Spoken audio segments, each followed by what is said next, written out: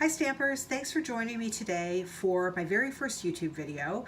Today we are going to be doing some double embossing using the new Big Shot embossing mats and some silver embossing powder.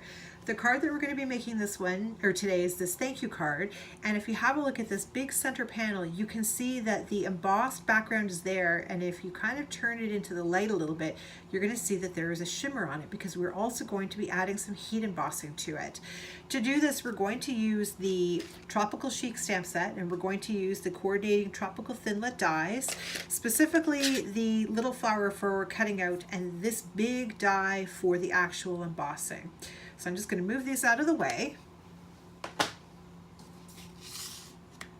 Okay, so you're going to need a piece of 8.5 by 4.25 inch blushing bride cardstock. You're also going to need a piece of 4 by 4 Whisper White, a piece of 3.25 by 3.25 Granny Apple Green. This piece of black is 2 7/8 by 2 7/8, and then you need some scrap white paper for you to do your stamping of your flowers and your sentiment. So the first step in this process is to go ahead and stamp the big piece here with the large leaf, and we're going to use soft seafoam ink for this. Okay, I've already loaded all the stamps onto my blocks. I'm actually going to sit down. Hopefully it doesn't change the quality of the recording too much. Okay, so I'm just going to repeat stamp this all over my piece of Whisper White cardstock. Got to make sure that we actually get all the pieces covered so that we have a nice background in here. Sometimes I'm good at this and sometimes I'm not, because I find that I try and become a little bit too perfect and then I don't like the way that it looks. Okay, let's put this guy in here, and we're going to do just a little notch up in here. Not too worried about it because most of it's going to be covered up, but I don't like to have those big empty spaces. Okay, that's pretty good. So I'm just going to put this off to the side. Okay, so the next step, and this is the main technique on this card, is we're going to take this piece of Granny Apple Green, and to start, you absolutely want to use your embossing putty. We're going to use it a couple times on this, so go ahead and take all of the static off of your piece of cardstock. I'm just going to quickly slide it over a little bit. And then I'm going to bring out my new embossing mats and my Big Shot. So the nice thing about the new embossing mats is that they actually give you instructions and a bit of a guide in terms of how to use them. So up here, you can see that it goes and it labels the pieces that you come in your kit. And then down here, it actually has the sandwiches. So you have your standard cutting sandwich, which we generally use, your cut and emboss sandwich if you do want to do a bit of both, because we have a couple dies that are perfect for that. And then today we're using the emboss only sandwich, which is the big white plate and the really thin flexible blue mat. The gray one we're just going to put to the side. All right, so I am going to bring my Big Shot up here so that we've got it here ready to go. Oh, actually, I'm going to put it over here. I take that back. Okay, all right. So we've got our piece of cardstock. We've got our big die. Where did I put it? I lost it. No, I did not. Okay, you're going to take your die and you want to just place it on the top of your Versamark pad. And then you're going to gently tap around the edges of it and along where the leaves are. What you really don't want to do is hit the centers of those big open spaces, because if you do, you will end up with embossing powder and ink on the open sections, and that's not what you want. You want it just on the raised edges of your die. So you can see I'm kind of going around that big open area while making sure that the leaves and the edges are covered. So I can actually also just pick it up and have a quick look at it, make sure that there's nothing in the center, because you can kind of sort of see the ink. All right, so I have this piece here which has been de-staticked, I guess we could call it. I'm just going to move both of these here, but slide them carefully. Bring my Big Shot back up. Okay, now when you are using this particular set of embossing mats, the die goes down with the cutting side up, and then the cardstock goes on top. So I'm going to lay it on top very carefully, and then I'm going to take a piece of washi tape, if I can get it off of my washi tape roll, and I'm going to tape it down because I don't really want it to slide. So just taping it onto the plate. Okay, so the next step, you're going to take your blue embossing mat, put it on the top very gently, and you're going to take your big white plate and put this down as well. So I'm just going to quickly run it through the Big Shot. Everything's shaking on my poor table. That's okay. Move this guy out of the way. Okay, so I'm going to lift these off very, very carefully because I, once again, do not want anything to slide. Okay, there we go. So you can see that this has been embossed, right? So if you just wanted to emboss your main die with your Big Shot using the embossing mats, this is how you would do it. It's the same technique. The only difference is we have added ink and now we're going to add embossing powder. So move this out of the way. Okay, I'm going to take the tape off too because otherwise we'll have silver powder everywhere, which I don't really want. I'm not worried if it rips a bit of the paper on the back because it's the back. So next step, take your embossing buddy again, go back over it to make sure that any static that was picked up during that process has been taken off. I've got my silver embossing powder here. You cannot see the ink on this image at all. You would not even know that it's there.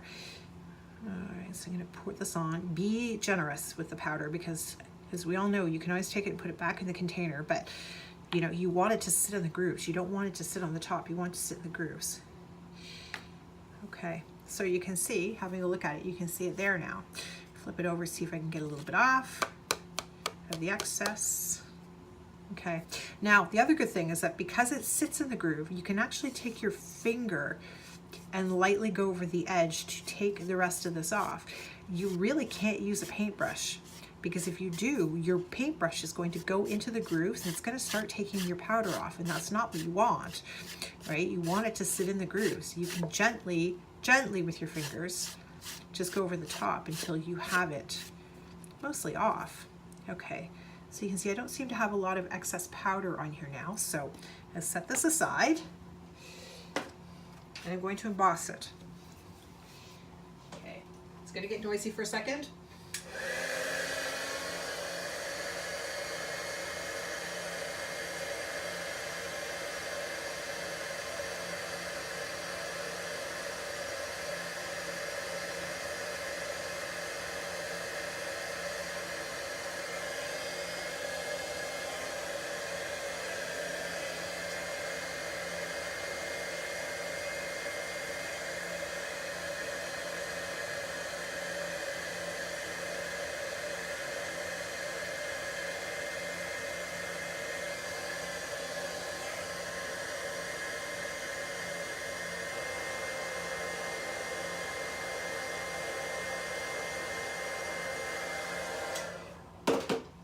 Okay, all right, I'm back. Okay, so I've now used my heat tool and I have completely melted all of the powder that's on here into the center of this particular piece of paper. You'll notice the image is not centered, and that's fine. I cut it to 3 1/4 inch squares so that you can trim it down afterwards and not have to worry about trying to be perfect when you're putting this piece on the die before you put it running through the Big Shot. So we've got that in there. Now, the one thing I should mention is that this is a really, really tough technique to get perfect. So if you have a few stray dots, don't worry about it. I ruined more than my fair share of cardstock trying to get it even to this point, figuring out the technique. So what will happen? Whoops, just moved my poor lamp. All right, so I now have my trusty Fiskars paper trimmer. I don't have a Stampin' Up! One because I have owned this guy for a long, long time and I love him to bits. And I'm now just going to line it up to take off those extra little pieces. I think I might need a little more off of that one, but that's okay. So once I've got the first cut lined up, then I'm going to go and trim down a bit more on all 4 sides. Whoops, that did not. There we go. Okay, Now I should be able to take it down to 2 3/4 on this side. Yeah, and take it down to 2 3/4 on this side. Part of this is going to be hidden by your sentiment, your flowers anyway, so I wouldn't worry about being too incredibly precise with it, but see, it's still a little bit off, but for the purposes of, you know, filming, this is okay. If it was me on my own, I would probably look at it and cry because I like things to be even, but hey, perfection in card making is one of those things that's rare to achieve. All right, so I've got my piece of Blushing Bride. I'm just gonna go ahead and I'm gonna fold it somewhere over here. Maybe I didn't bring it. Oh, my bone folder is, I think, still on the table, so we'll just run our finger along it. I'm going to use my snail to attach the background piece.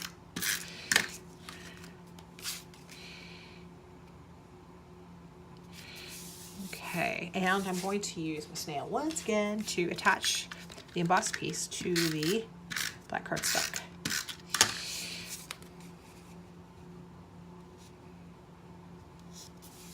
Okay, there we go. That's pretty good. I'm just going to set that on top. I do have my scrap piece where I need to stamp 2 of the flowers in Blushing Bride. It's always good to check that before you actually stamp them down. This ink pad I think is still a little bit juicy. I didn't use that much of it last year. Okay, that's good. All right, need my big shot again, complete with a different set of plates.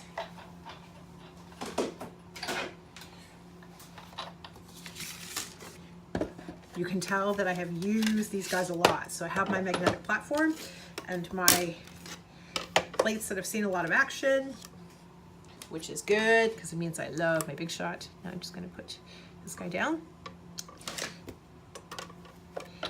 And we'll cut him out.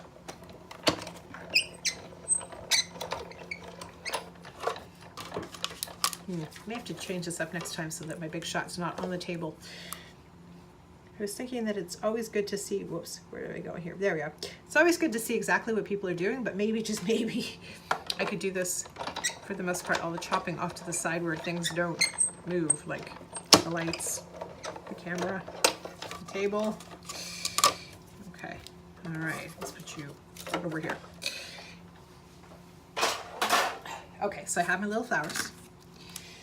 And one of the next, where did I put that piece of paper? Oh, there it is. Okay. All right, so I'm going to quickly snip this off. Wasn't thinking that through.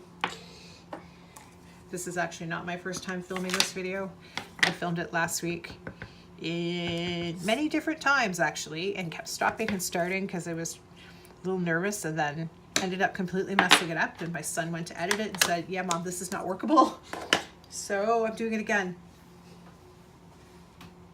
Okay, so I have my sentiment stamped out with black Memento ink. I'm going to go ahead and punch it with my lovely punch. And I'm also going to do a shiny silver one at the same time because I love this paper, and it'll give it a little bit of sheen behind the sentiment just on top of the embossing area. So I've got that punched. I'm going to take my scissors. I'm going to snip off just the edge, a slight edge from each side, and that will allow me to frame the sentiment in the silver. Not taking off too much, just a little bit. Okay, let's make sure this looks okay. It does, so I'm going to quickly snip it down. Oh yeah, apparently I was using cardstock today that had something on the back of, so ignore the little bit of extra stampy stuff. She yanked it out of my scrap bin. Okay, so we have the sentiment. All right, time to put it all together. So I'm going to put this to work. Oh, almost lost the flowers. So I have a piece of white ribbon here. It's a really thin 1/8 of an inch whisper white. I love it. I'm going to wrap it around.